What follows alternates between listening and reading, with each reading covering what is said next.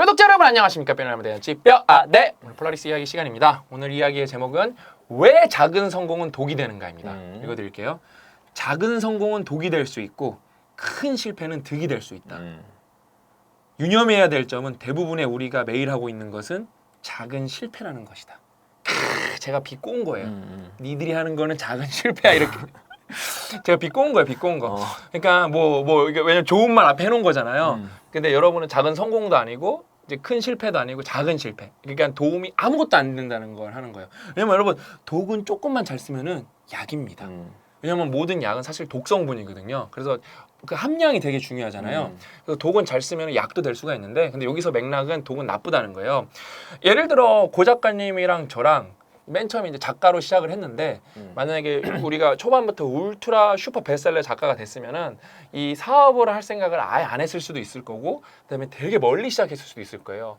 근데 저희가 여러분 사실 저희는 그렇게 초대형 베스트셀러 작가는 아니에요. 왜냐면 우리 1등을 못 해봤기 때문에 그 누군가 항상 우리보다 위에 판매량이 있었고 우리는 극단값에 천장을 쳐본 적이 없어요. 그래서 그냥 우리는 일반 베스트셀러 작가입니다. 그 다음에 이렇게 뭔가 어떤 시류에 맞아서 팍 터진 게 아니라 노력으로 끌어올리고 영상 막 60개 찍고 70개 찍고 막 무료 강의 풀고 막 서점 투어하고 진짜 혼신의 힘을 다해서 한 그런 작가이기 때문에 사실 베스트셀러라 그러기도 좀 그래. 노력형 작가가 맞는 거 같아요. 노동작가. 네, 노동작가. 열심히 그리고 몸으로 뛰어가지고. 노동작가입니다. 노동작가. 그래서 그런데 저는 그게 빨리 안 된 게 저는 인생에서 가장 큰 행운이라고 보고, 그래서 그게 작은 성공에 만약에 우리가 취했다면은 더 큰 걸 못 보고, 저는 오늘도 우리 이제 PD 분들이랑 얘기를 했는데 오늘 PD 분들 혼도 좀 나기도 하고 되게 거친 피드백도 듣기도 하고 그랬겠지만 또 끝나고 나서 바로 웃고 떠들고 놀았거든요. 그러니까 우리 PD 분들한테 물어봤어요. 그 이제 싱큐베이션 그룹장 하는 PD 분들, 그 싱큐베이션 어떠니? 자기는 너무 좋대요. 친구보다 더 좋은 것도 있대요. 어느 부분에서는. 왜냐면 가치관이 공유가 되고 할 얘기가 너무 많으니까. 친구 만나면 이제 가십밖에 얘기할 게 보통 없는 경우가 대부분인데 여기는 읽은 책이 똑같으니까 토론이 너무 재밌는 거예요. 그래서 만약에 내가 이 작은 성공에 도취돼 갖고 이런 거 싱큐베이션도 안 만들고 빡독도 안 만들었으면은 이런 진짜 무한한 기쁨, 내 인생에서 누려볼 수 있는 가장 큰 기쁨을 누려볼 수 있었을까라는 이제 생각이 드는 거죠. 또 그거예요. 제가 삼성 다닐 때 잘해갖고 연봉 그거 세 전으로 PS 보너스가 기본 연봉 6,500, 7,000 정도에 세후 다 그다음에 야근 수당 합치면 1억 넘었거든요. 그 다음에 계속 삼성 OLED가 잘 내갖고 42%, 43% 있었으면은 고가 합쳐갖고 1억 1,000, 1억 2천까지 계속 갔을 거예요.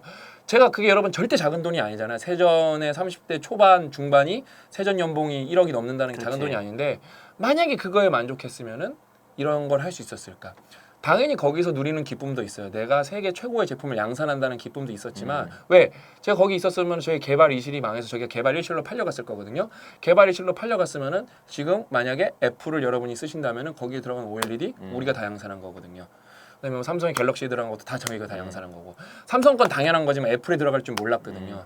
중국 사람들도 그렇지. 다 쓰는 거 얼마나 좋아 이게 진짜. 그러니까 그거 되게 뿌듯했거든요.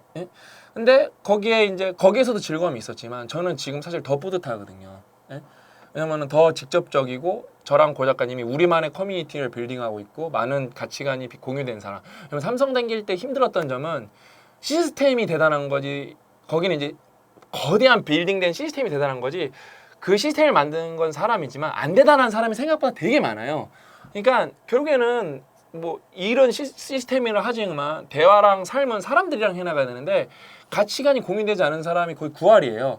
되게 답답한 거예요, 그게. 그래서 만약에 제가 거기에서 세전 1억에 그다음에 그런 거 그냥 고가 잘 받는 거 이런 거에 만족했다면은 이런 즐거운 기쁨을 못 누렸겠죠. 그다음에 또 제가 말씀드렸는데 저희 아버지가 그 대기업 다니시다가 나오셔서 구로공단에서 2명으로 시작하셔갖고 사업이 잘 되셨어요. 근데 IMF 전에 그 자만에 쩔으셔갖고 망하셨는데 그 다음에 망하시고 7년인가 10년 정도 신용불량자 하시고 50 중반부터 일어서셔갖고 지금 65세인데 인생이 전성기인데 저희 아버지가 맨날 그래요. 그때 안 망했으면 지금 크게 망했을 거라고. 왜냐면 그때 매출보다 지금 매출이 훨씬 커요. 근데 저희 아버지는 안티프레질 개념을 좀 체감적으로 알고 계셔서 사업을 절대 안 키워요. 그냥 진짜 진짜 어쩔 수 없이 커지는 사업만 키우지 자기가 막 직원을 막 100명 써도 되고 인부도 막 500명 써도 되는데 직원 50명 규모에서 절대 안 키워요. 일이 더 들어와도 받질 않아요. 왜? 이게 일시적이다는 걸 아시고 자기가 할 수 있는 캐파를 딱 그거를 감을 잡고 계세요. 더 안 키워요. 그러니까 저희 아버지가 만약에 그때 안 망해 보셔갖고 그걸 몰랐으면은 지금 계속 키웠을 거고 지금 계속 무리수를 더 그래서 완전 노년에 크게 망하셨을 거라고 아버지는 확신을 갖고 계시는 거예요. 고 작가님도 똑같아요. 고 작가님도 옛날에 카페가 하나 한 다음에 부산에서 그게 나름 성공적이어서 두 번째까지 갔는데 그럼 그게 승승장구했다고 칩시다. 그래봤자 고 작가님이 지금 할 수 있는 거는 플랫폼 사업이고 그거는 카페는 플랫폼 사업은 아니기 때문에 만날 수 있는 사람의 숫자가 한정적이거든요. 저는 근데 저희 와이프가 또 카페를 하고 싶어 해요. 근데 뭐 요즘에는 이제 힘들어서 애 키우느라고 이제 그런 거 쏙 들어갔는데 카페도 재밌고 커피를 좋아하시는 분도 있겠지만 근데 고 작가님은 뭐 이렇게 기업가가 꿈이었지 자영업자, 기업가도 어떤 범주에서는 자영업자지만 자영업자가 사실 꿈은 아니었어요. 근데 만약에 그거 잘 되셔서 막 그래도 몇 억씩 거기서 벌으셔갖고 2호점까지 돼갖고 그 다음에 직접 일 안 하면서 지점장들 두고 이렇게 잘 돌아갔다고 해봐요. 그럼 고 작가님도 과연 그때 망하지 않았으면은 지금의 이 기회를 살릴 수 있었을까? 왜냐면은 우리 처남이 또 카페를 엄청 하고 싶어 하거든요. 왜냐면은 또 자기가 적성에 맞는 직업이 있잖아요. 왜냐면 우리 처남이 바리스타 자격증도 있어요. 그래서요. 그래서 하는데 그게 근데 사람마다 이게 진짜 자기가 하고 싶은 게 있고 안 하고 싶은 게 있잖아요. 근데 우리 처남은 또 카페를 하려는데 나오면은 자영업 어려운 게 아는 거예요. 자영업 어려운 게 아는 거예요. 근데 또 모르는 거죠. 이제 우리 처남이 지금 대기업 다니다 또 다른 대기업을 옮겼거든요. 근데 만약에 나와서 잘할 수도 있는데 제가 말렸거든요. 왜? 카페는 진짜 포화 시장이고 내가 시장 조사 다 끝내 보니까 우리 처남이 사실 그걸 되게 진지하게 고민을 했어요. 장인어른도 고민을 하고. 근데 백종원 또 얘기 들어보니까 그 다음에 제가 또 시장 조사를 해보니까 이 웬만한 카페는 요즘에 수익이 안 나고 왜냐면 프랜차이즈들이 워낙 잘하니까 1인 카페에서 직원 고용하지 않고 자기가 풀타임을 일하면은 300 정도 갖고 갈 수 있다는 거예요. 그러면은 자기 지금 회사 다니는 것보다 훨씬 돈도 조금 받고 미래도 훨씬 불안하고 이 실패의 비용이 감당이 안 되는 거예요. 그래서 그거를 처남이 그래서 회사를 다니면서 바리스타 자격증까지 땄다니까요. 근데 그거는 이제 우리가 실패의 비용을 계산했기 때문에 안 했죠. 그러니까 여러분 뭐 여기서 또 그래서 그러면 여러분이 또 혼란에 뭐 빠질 필요도 없어요. 그럼 내가 실패를 안 해봤는데 그럼 내가 뭔가 실패해봐야 되니까 굳이 그럴 필요가 없습니다. 근데 여러분이 무언가를 도전을 했을 때 만약에 실패할 수도 있잖아요. 그러면 그때 그게 꼭 독이 아니라는 거예요. 어쩌면 득이라는 거예요. 그 다음에 또 여러분이 카페를 차려서 승승장구하고 있고 고깃집을 차려서 승승장구하고 있고 예를 들면 요즘에 그거 좋은 예네요. 요즘에 1세대 유튜버 중에 망하는 사람이 엄청 많이 나오고 있어요. 망하는 사람이 엄청 많이 나오고 있어요. 그게 그 사람들 중에서 그 사람들은 어느 정도의 성공이라고 했는데 그게 이제 독이 돼버린 거예요. 그 사람들이 이제 망해버리면은 뭐 한동안은 가겠죠? 근데 나중에 완전히 팬이 없어져 버리면 어떻게 되죠? 딴 직업 구하기가 쉬울까요? 생각보다 어려워요. 왜? 경험치가 없기 때문에. 경험치가 없기 때문에. 뭐 여러분 뭐 유튜브 잘하면은 뭐 유튜브 운영 잘할 것 같고 뭐 페이스북 운영 아무것도 몰라요. 아무것도 몰라. 왜 말하냐? 그분들은 다 MCN 소속이에요. 그럼 MCN은 그런 사람들의 데이터가 어마무시하게 많으면은 이 사람들이 추락하면 막아줄 수 있는 방법이 있어야 될 거 아니에요. 없다니까요. 없다니까요. 거기에 나름 전문가라고 CEO도 있을 거고 CTO도 있을 거고 다 있을 거고 뭐 CMO도 있을 거고 CPO도 있을 거고 다 있을 건데 초대형 MCN 소속인데도 추락하는데 절대 막아주지 못하고 있어요. 왜? 폭작계니까. 근데 이분들은 그러니까 그 1세대 유튜버들 중에서 잘 세갖고 쭉 막 몇백만까지 올라갔는데 실패를 경험해보지 못한 거예요. 그러니까 내성이 없죠. 내성이 없고 멘탈 붕괴되죠. 반성도 안 했겠죠. 공교롭게 저는 도티님은 되게 좋아하거든요. 도티님은 자기가 잘 멈췄죠. 왜냐면 하다가 공황장애인가 우울증이 온 거예요. 그래서 멈췄어요. 멈춘 거예요. 잘한 거야 내가 볼 때.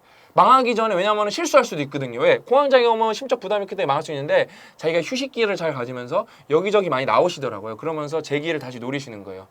도티님도 책을 쓰셨는데 유튜브 하라고 그거 자기 중단하셨죠. 그다음에 대도서관도 유튜브에 신책 썼는데 어떻게 돼요? 마치 잘할 것 같잖아요. 생각보다 모른다니까요. 그 회복이 안 돼요. 자기 부인도 하는데 회복이 안 돼요. 잘할 것 같죠? 여러분 왜 잘할 수가 없냐? 그건 대도서관님의 잘못도 아니고 도티님의 잘못도 아니에요. 일찍 시작해서 운이 좋았던 겁니다. 예? 그래서 도티님이 똑똑한 거예요. 왜? 딴 사람들은 그걸 하다가 대도서관님도 욱한 게 왜 했겠어요? 지쳐서 그런 거예요. 심적으로. 저는 안다니까요. 그 다음에 제가 말씀드렸잖아요. 제 신박사 TV에서 떨어지는 게 보이는데 이유를 모르겠어. 싫어요가 많이 찍히지도 않아. 거기서 여러분 스트레스 안 받을 것 같아요? 답을 모르는 상황에서 문제가 발생하고 있어요. 그거는 여러분 엄청난 고통이에요. 그러니까 욱이 나오는 거예요. 어쩔 수가 없었던 거예요. 근데 뭐예요? 작은 성공이, 그러니까 그게 큰 성공이라고 말할 수도 있지만 다 독이 된 거예요.